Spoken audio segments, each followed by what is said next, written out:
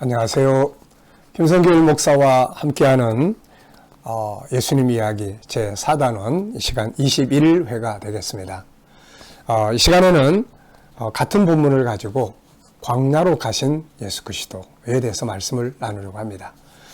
우리가 하나님의 말씀, 예수 그리스도의 말씀을 연구할 때 항상 처음에는 본질적인 것, 가장 중요한 본질을 찾는 게 중요하고, 그 다음에는 우리가 살아가는데 필요한 교훈을 얻는 것이 아주 중요하죠.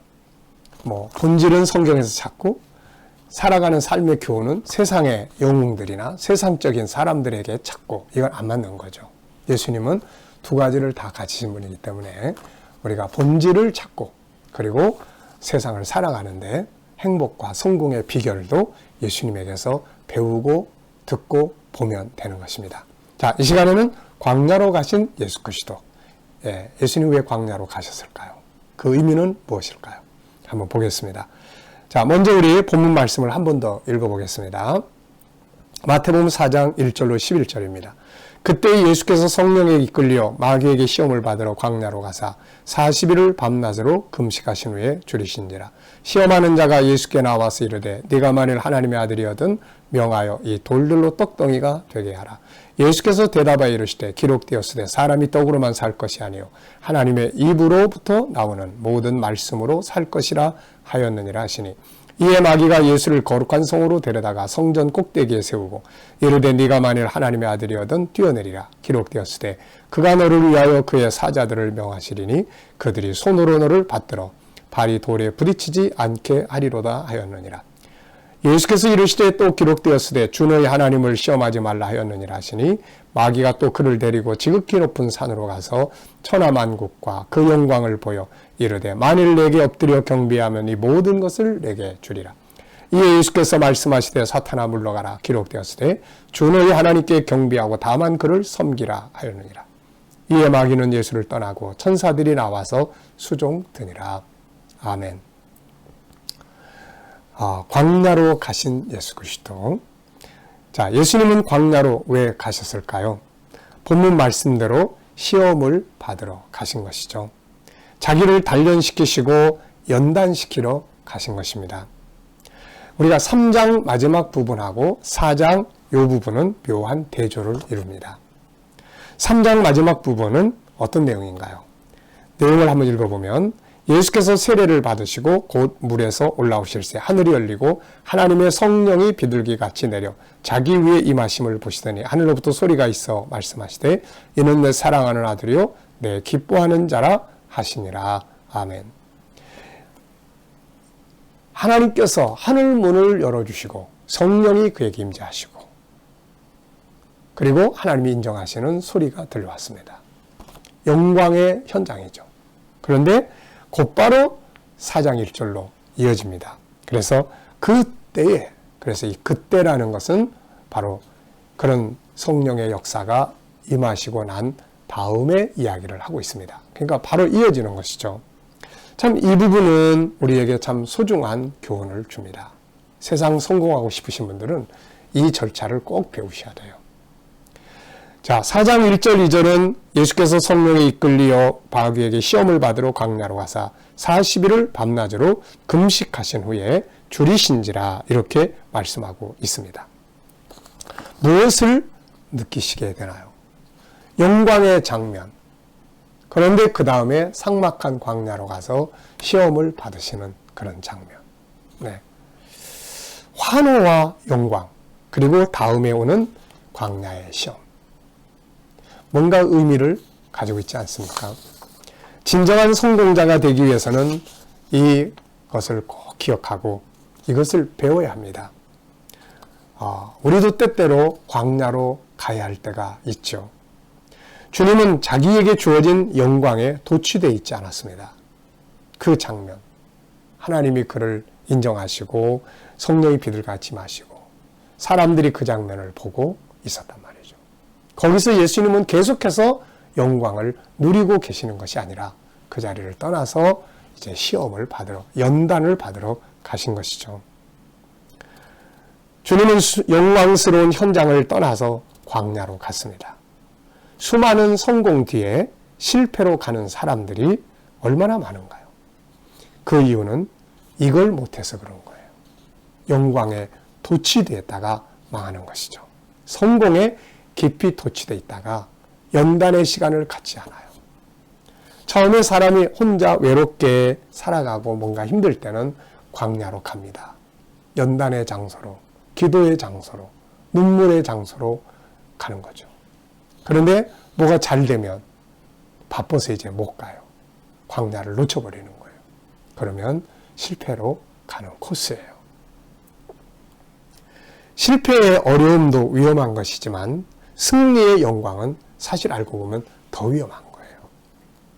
사실 어려운 환경에서 실패하는 사람보다는 영광스러운 환경 속에서 실패하는 경우가 더 많습니다. 네. 오늘날 우리 사회도 보면 그렇잖아요. 힘들고 어려움 속에서 실패하는 사람들보다는 3세들, 재벌 3세들, 뭐 그러면서 다 그런 건 아니지만 또 부유한 삶 속에서 광야의 연단을 거치지 않는 사람들이 나중에 독립이 안 되고 힘들고 어려운 경우도 얼마나 많습니까? 개인이든 단체든 사회든 국가든 기업이든 모두 성공한 뒤에 실패하는 경우가 너무너무 많아요.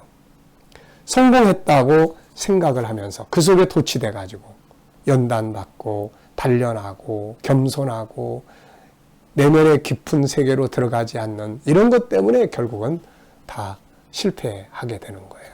네.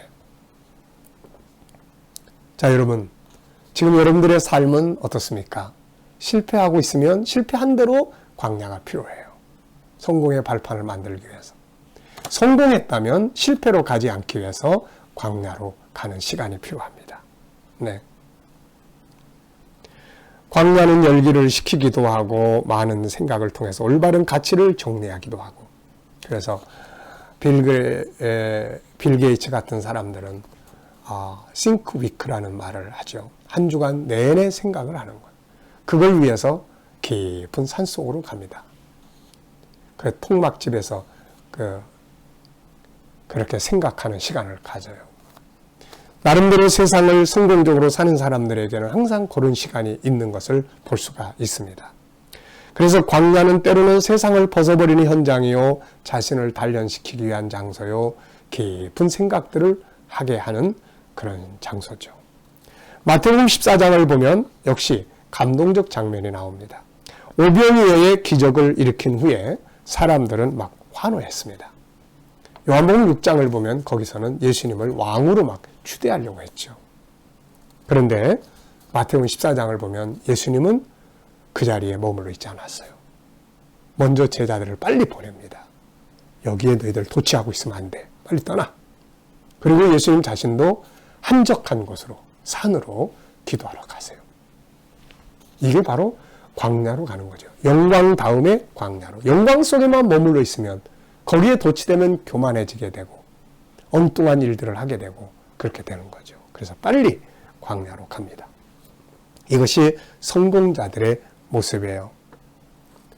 솔로몬은 이것을 잘 못해가지고 실패한 사람이 된 거죠. 일천번제를 통해서 하늘의 지혜를 얻었고 그걸 통해서 부귀와 영화가 손에 들어왔습니다. 그때부터 그는 그 영광 속에 파묻혀서 살았죠. 더 이상 그는 광야로 가지 않습니다. 하나님과 깊은 소통을 위한, 처음에 그가 성공한 것은 하나님과 일천번제라는 광야의 시간이 있었기 때문이에요. 그런데 그는 더 이상 그런 자리를 만들지 않아요. 그래서 그는 부귀영화 속에 푹 빠져가지고 살다가 결국은 실패자가 되고 맙니다.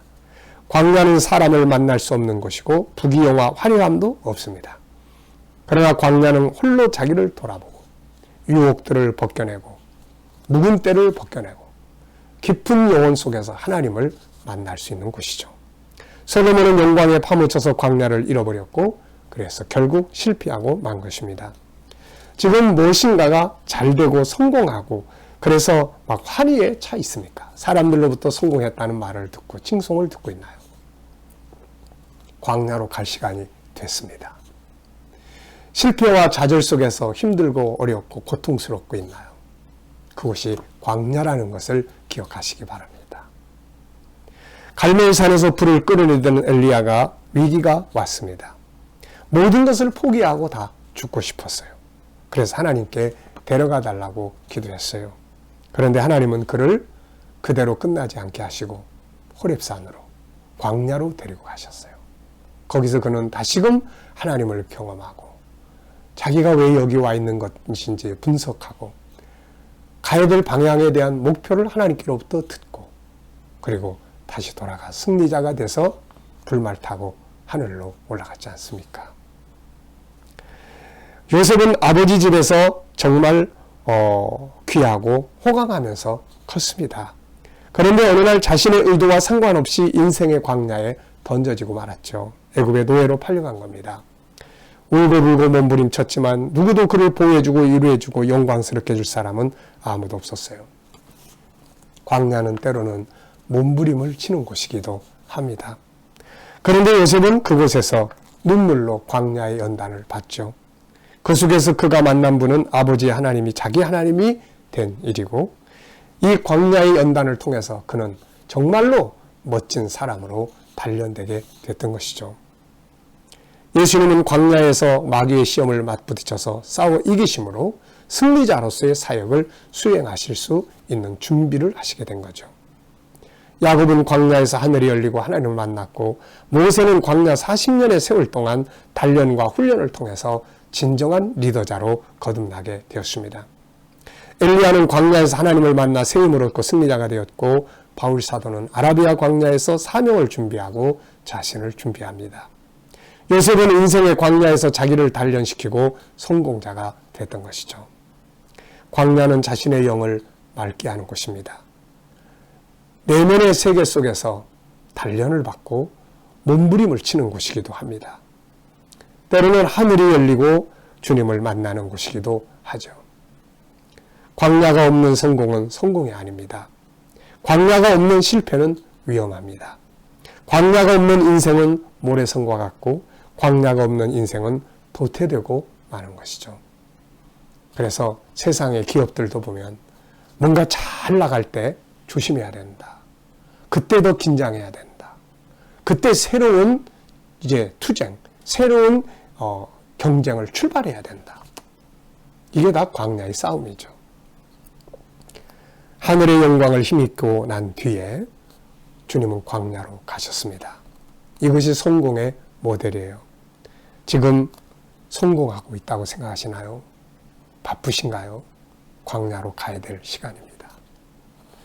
실패하고 눈물과 고통으로 몸부림치고 있습니까? 광야에서 지금 연단 중에 있다는 것을 아시기 바랍니다. 하늘을 여셔야 되거든요. 실패하고 혼자서만 좌절하고 나 혼자 가둬놓고 힘들어하고 있지는 않나요? 하나님을 만나러 광야로 가시기 바랍니다.